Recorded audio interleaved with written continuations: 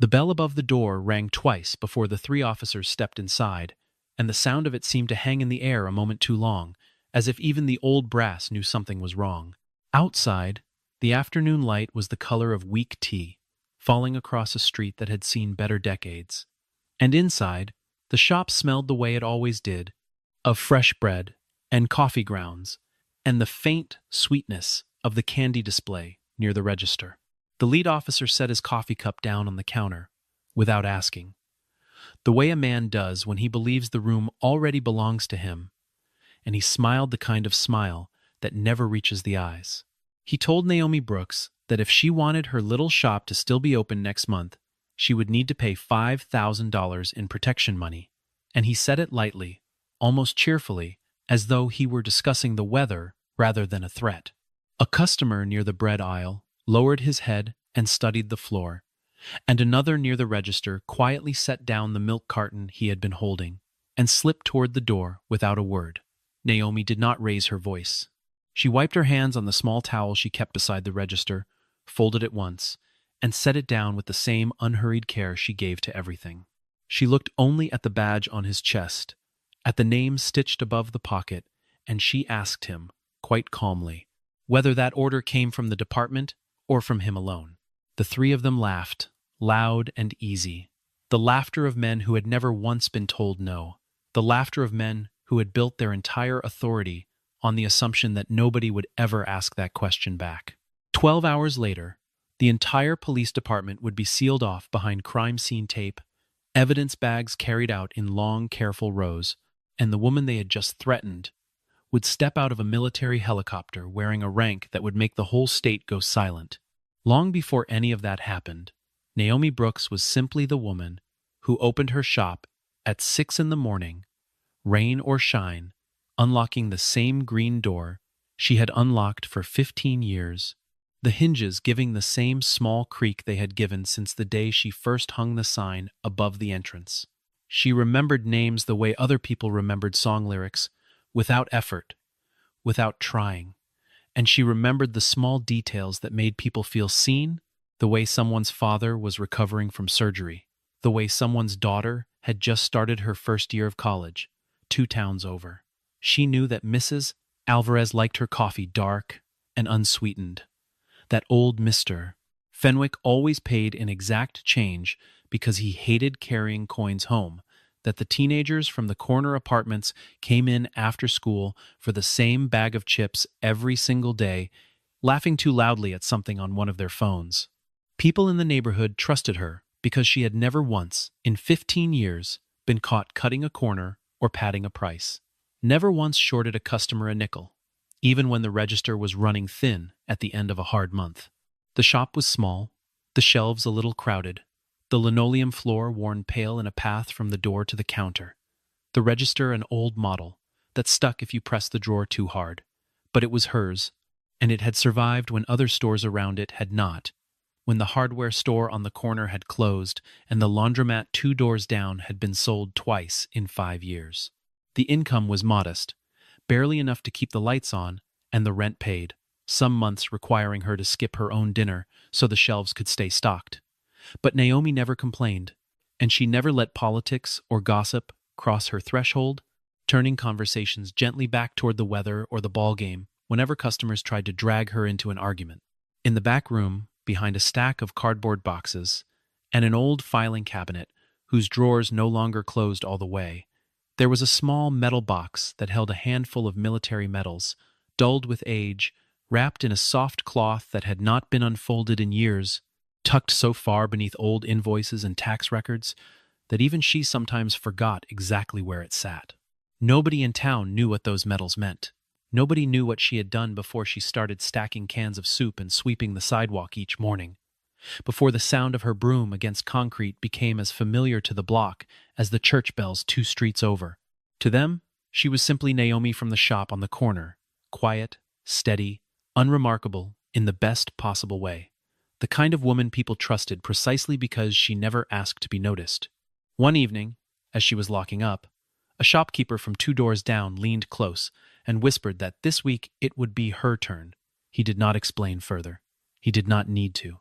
Naomi had noticed the changes creeping through the block for months before that whisper ever reached her, the way a person notices a storm building long before the first drop of rain falls. She had seen patrol cars idling outside storefronts longer than any routine check required, had seen shop owners step outside to speak with officers in low voices, and come back inside looking smaller than when they had left. She had seen the bakery raise its prices twice in a single season for no reason anyone could explain, and she had seen the pharmacy start closing an hour earlier than it used to, its owner offering no explanation beyond a tired shrug. She had chosen, for a long while, to believe these were simply the ordinary hardships of running a small business in a town that had never had much to spare. She told herself that whatever was happening around her was not her business to interfere with, that she had left a life of interference behind her when she hung up her uniform for the last time. But the whisper on the sidewalk that evening settled into her chest like a stone dropped into still water, and she found herself standing at her own front window long after the shop had closed, watching the empty street and thinking, for the first time in years, like someone trained to notice a threat before it fully arrived. The 3 officers who walked through her door the following afternoon were led by a lieutenant named Rick Dalton, a broad-shouldered man with a jaw that seemed permanently clenched and a voice that filled a room before his body did. The kind of presence that had learned long ago that most people back down before a raised voice even finishes its sentence. 2 younger officers flanked the entrance, arms crossed, blocking the exit without seeming to try, their eyes drifting lazily across the shelves as though cataloging what might be worth breaking later. Dalton called it a security fee, said it so casually that for a moment it almost sounded reasonable. The way a lie sounds reasonable when it has been repeated often enough that even the liar has stopped hearing the lie in it. He explained, almost helpfully, what would happen if she refused, ticking the possibilities off on his fingers, as though reading from a checklist he had used a dozen times before. There would be a health inspection that found violations that did not exist, a citation for something as small as a crack in the tile, or a thermometer reading a single degree off. There would be a permit review that dragged on for months, buried in paperwork that mysteriously kept getting lost. Eventually, there would be a padlock on her door, and a notice taped to the glass that nobody in the department would ever admit to signing. He told her that every other shop on the block had already paid, listing them almost proudly: the bakery, the pharmacy, the little laundromat with the flickering sign, as though their compliance were proof of his own authority, rather than evidence of a town that had been slowly strangled into silence. He said she was the last holdout, the stubborn exception in an otherwise obedient row of storefronts, and he said it like a warning, dressed up as a compliment. Naomi asked, without a trace of fear in her voice, whether there would be a receipt for the payment, and the question landed in the room like a stone dropped into still water. The officers laughed again, that same easy laughter, and Dalton slammed his open palm down on the counter hard enough to rattle the register and send a rack of gum sliding off its hook. He leaned in close enough that she could smell the coffee on his breath, and he gave her 3 days. Rick Dalton had built his authority over 11 years on the force, rising through the ranks not through skill or dedication, but through a talent for knowing exactly which superiors to flatter, and which rules could be quietly bent without consequence. He had learned early that a badge, worn with enough confidence, could open almost any door and close almost any question, and he had spent over a decade testing exactly how far that confidence could be stretched before anyone pushed back. The scheme had not begun with him, not entirely, inherited in pieces from an officer who retired 2 years earlier, and had shown him, almost as a courtesy, how the arrangement worked and who to approach first. Dalton had simply expanded it, grown greedier and bolder with each passing year, convinced that a town this small, this tired, this used to looking away, would never produce a single person willing to stand and fight. He had never once considered that the quiet woman behind the counter of the corner shop might be exactly that person, because nothing about her, not her modest clothing, not her patient voice, not the small green shop with its sticking register, had ever given him a single reason to look twice. In the days that followed, Naomi began to ask quiet questions of the people she trusted, the ones who had known her long enough to speak honestly, catching them in low voices over the counter after the shop had emptied out for the evening. What she learned chilled her. in a way that gunfire never had. A restaurant owner 2 blocks over had lost his entire life savings trying to keep up with the payments, handing over envelopes every month until there was nothing left to hand over, only to watch his restaurant close anyway when he finally ran dry and could not make the last installment. An auto repair shop had been shut down on a technicality invented on the spot, a fabricated violation scrawled onto an inspection form by a man who had never once opened the hood of a car. Its owner left standing on the sidewalk, with a business he had built over 20 years, reduced to a padlocked door and a faded sign nobody would ever read again.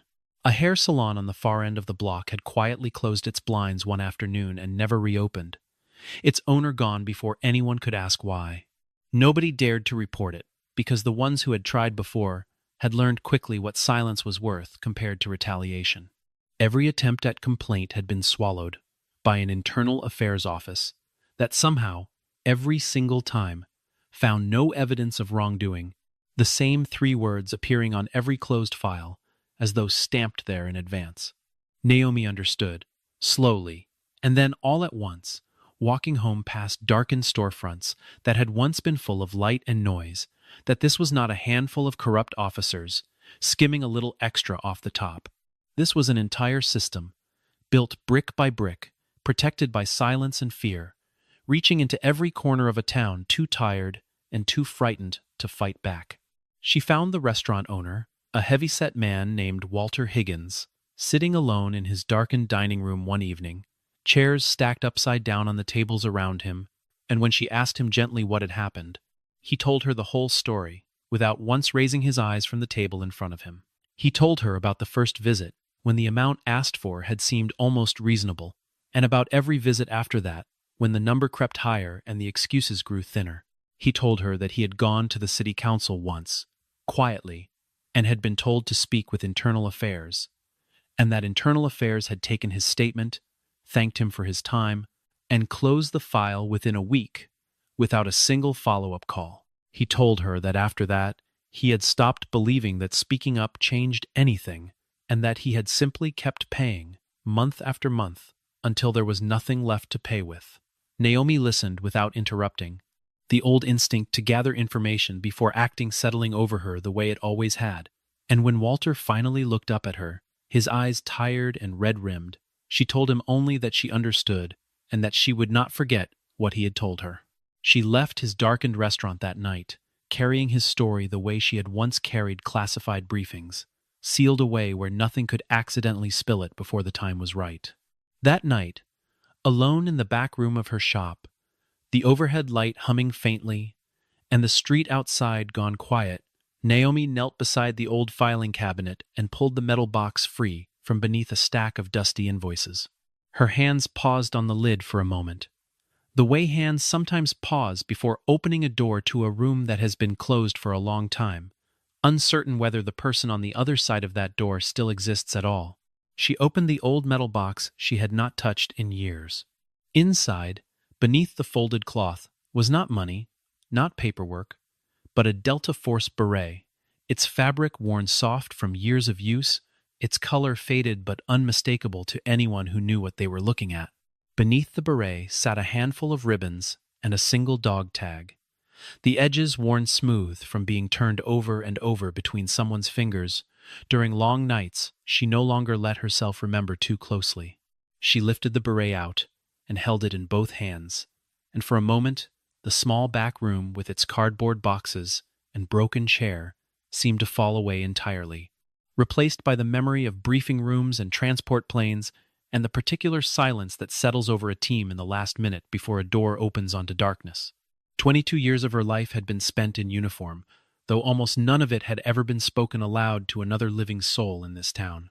She had served in Delta Force, had commanded operations that never appeared in any newspaper, had led counterterrorism missions in places whose names were never printed on a map handed to civilians, missions that existed afterward only in the memories of the few people cleared to know they had happened at all.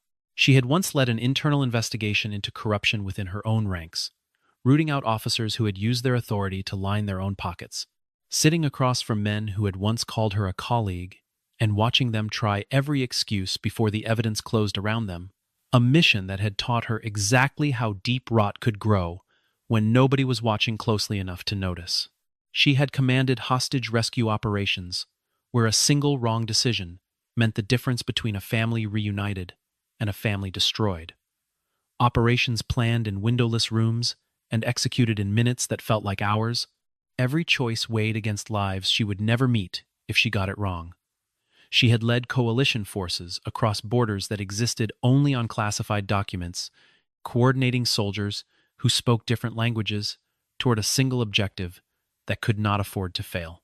Her file, if anyone in this town had ever thought to look for it, was sealed, stamped, and buried under layers of clearance most people never even knew existed. A name that appeared in exactly the kind of report nobody outside a secure briefing room was ever permitted to read. She had left the service after a final mission that had cracked something loose in her, a mission where she had watched power used not to protect but to punish, where she had seen someone with authority twist that authority into something cruel simply because nobody in the room had the courage to stop him, and she had walked away from the only life she had ever known because she no longer trusted the people who wielded that kind of authority without accountability.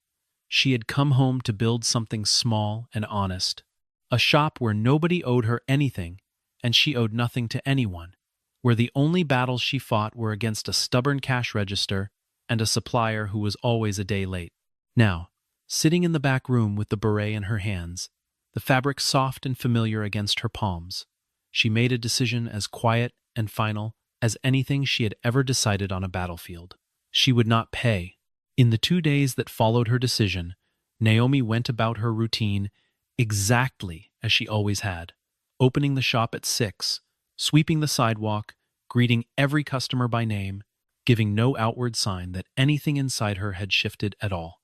But quietly, in the hours before dawn, she found herself falling back into old habits she thought she had left behind for good, noting exits and sightlines the way she once noted them before every mission, cataloging which shelves offered cover and which offered none, watching the street through the front window a little longer than she used to, before turning the lock each night.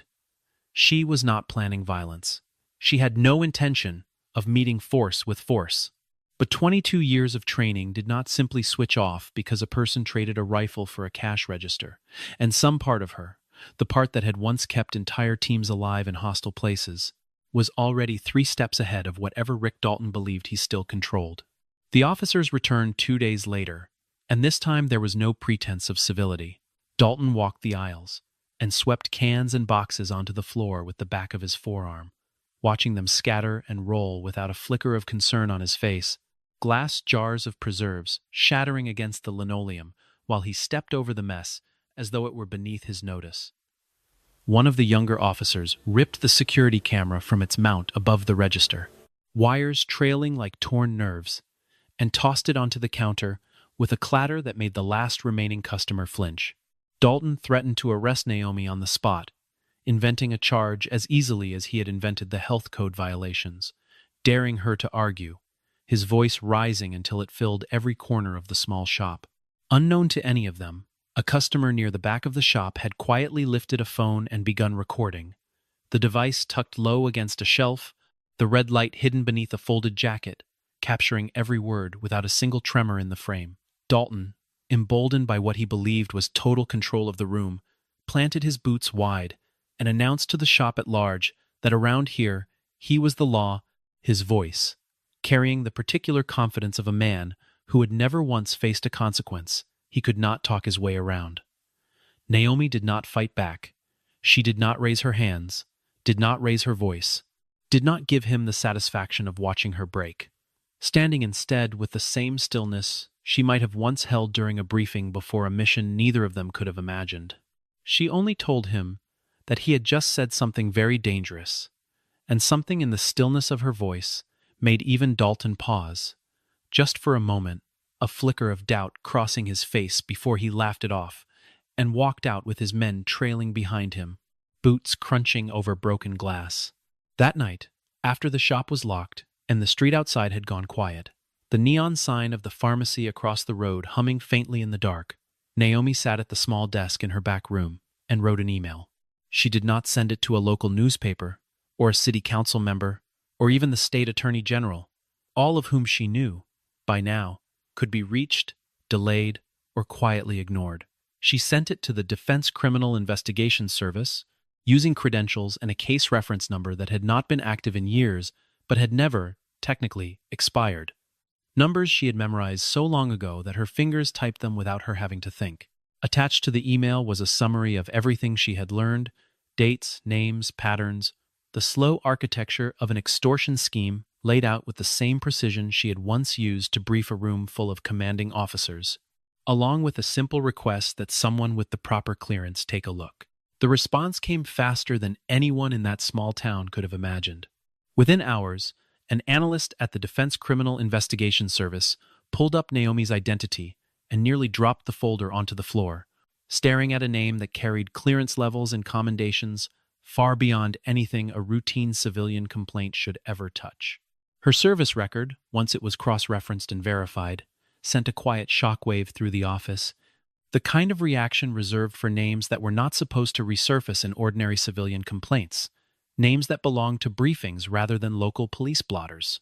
Calls were made and then forwarded, first to a supervisor, then further up a chain that most people never see, each new voice on the line growing more careful, more precise, as the seriousness of the matter became clear.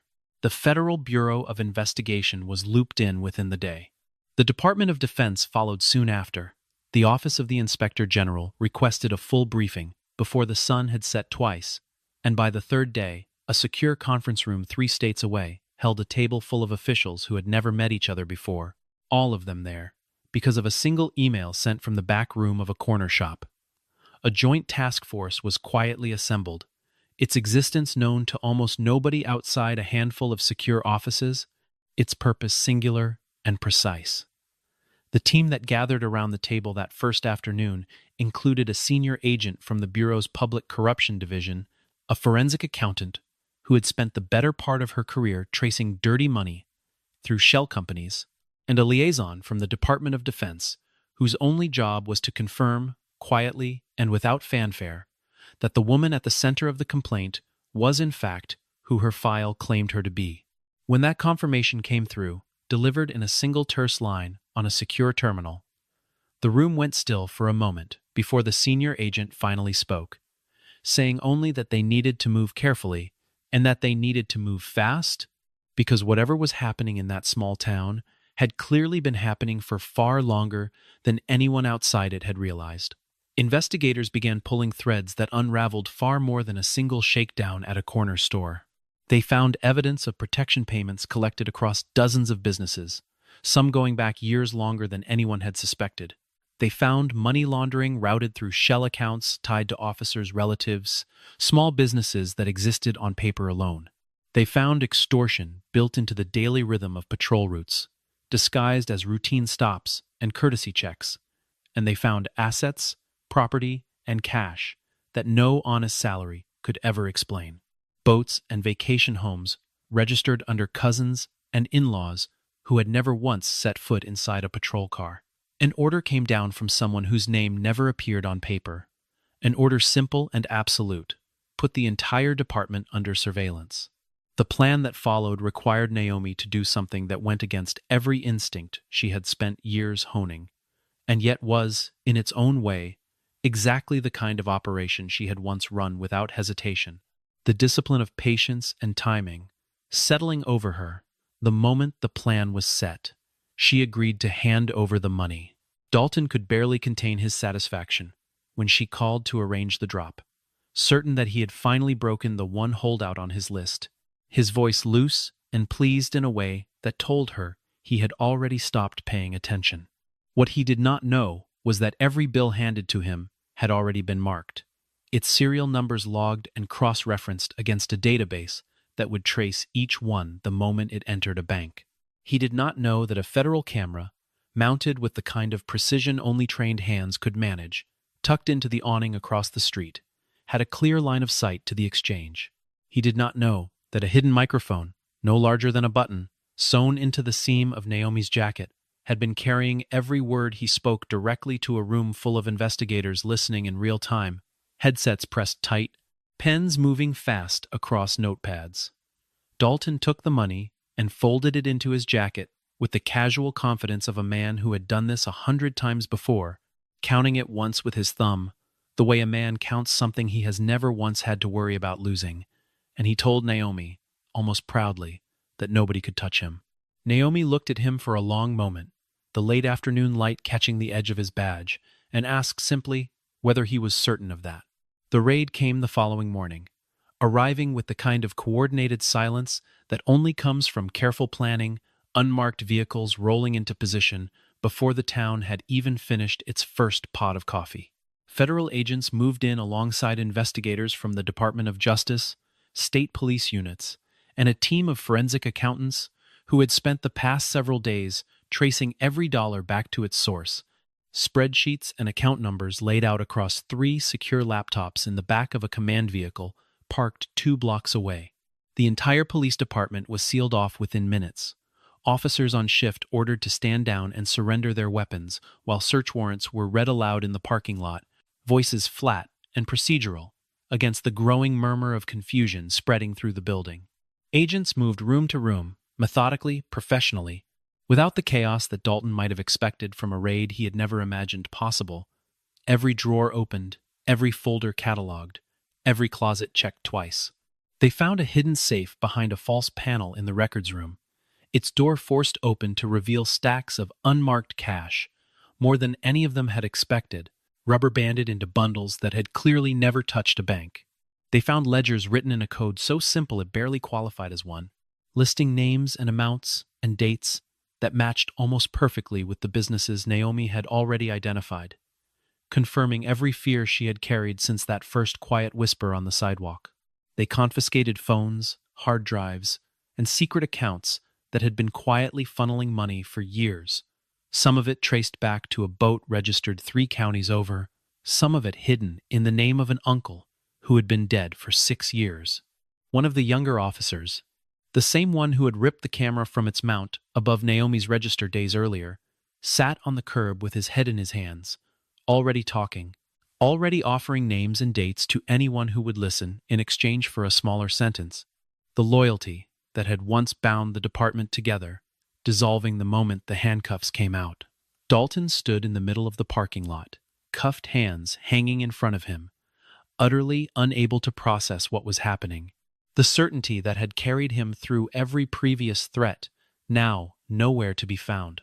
He kept asking the agents nearest him who had done this, who had turned on him, as if the answer could not possibly be the quiet woman who ran the corner shop, as if a person so unremarkable could never have been the reason his whole world was collapsing around him.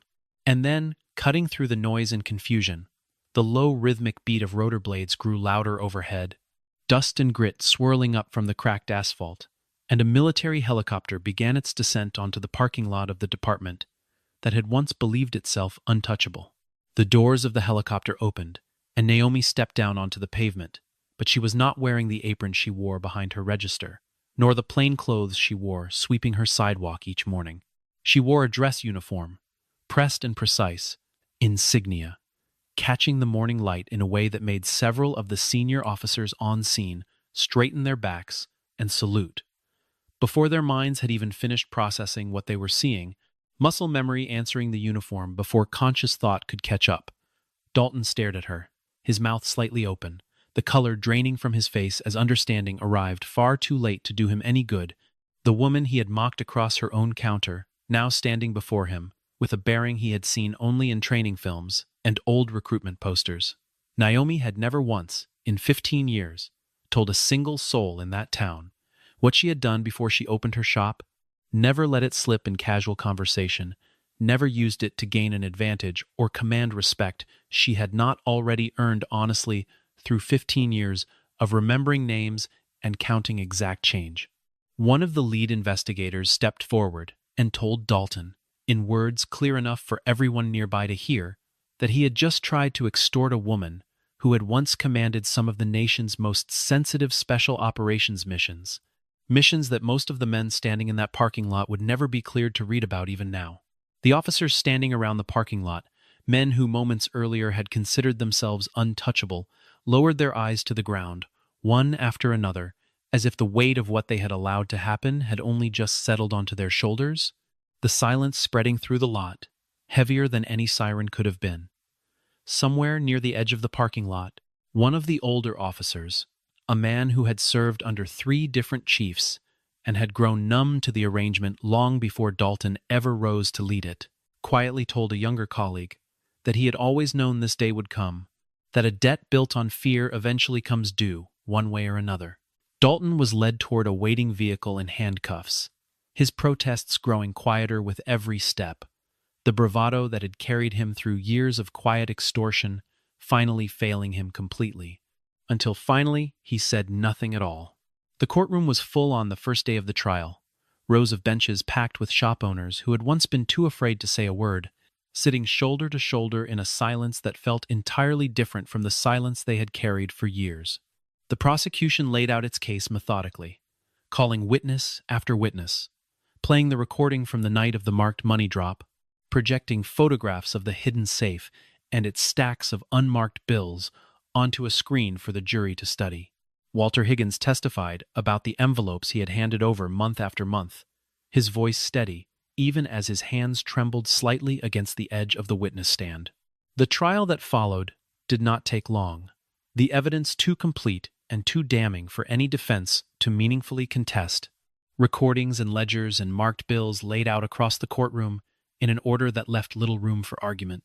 Dalton received a sentence that would keep him behind bars for a significant portion of the years he had left, his face unreadable as the judge read the terms aloud, and the officers who had followed his lead were convicted alongside him, each held accountable in proportion to their role in the scheme, some receiving lesser sentences, others losing their badges and their pensions in one single afternoon. The extortion network that had quietly strangled small businesses across the town for years was dismantled piece by piece, its remaining members identified and removed from the department entirely, the roster of the force rebuilt almost from scratch under new leadership, brought in from outside the county. Victims who had lost savings, lost storefronts, lost years of their lives, to the fear of retaliation, were finally compensated. Their claims processed through a fund established specifically for the case, checks arriving in mailboxes that had grown used to nothing but bad news. When the final sentence was read aloud, a quiet murmur passed through the rows of benches, not celebration exactly, but something close to relief, the sound of people finally allowed to exhale after holding their breath for years. Shops that had been padlocked for months reopened their doors, their owners standing on sidewalks they had once feared they would never see again, some of them weeping quietly as they turned their keys in locks that had sat untouched for so long. Naomi refused every interview request that came her way, turned down television crews and newspaper reporters alike, declining even the offers of small recognition ceremonies the town tried to arrange in her honor, and simply returned to her shop as though nothing extraordinary had happened at all. One reporter, more persistent than the rest, managed to catch her one morning while she was restocking the shelves near the front window, notebook already open, pen already moving before Naomi had even set down the box of canned soup in her hands, and asked her directly why she had never told anyone that she had once served in Delta Force. Naomi paused, set the box gently onto the shelf, and considered the question with the same calm she had shown Dalton on the very first day he walked through her door. She told the reporter that honor was never something you wore on your uniform. It was something you carried in what you did once the uniform was gone. The reporter waited for more, pen hovering, but Naomi only smiled, picked the box back up, and returned to stacking cans in neat, even rows. The conversation closed as gently as it had opened. Naomi never spoke of what she had once been to anyone in that town, not even in the quiet weeks after the trial, when people finally understood, in broad strokes, what she had done. She never corrected the rumors that grew wilder with each retelling, never confirmed or denied the stories that spread from shop to shop about helicopters and generals and secret files. She simply let the town believe whatever version of the truth felt right to them. Content in knowing that the only version that actually mattered was the one that had kept her neighbors' doors open. In the weeks that followed, Walter Higgins reopened his restaurant with a fresh coat of paint on the walls and a new sign above the door. And on opening night, he left a single table reserved near the window, untouched, a small card resting on it that simply read, "Thank you," though he never told anyone exactly who it was meant for.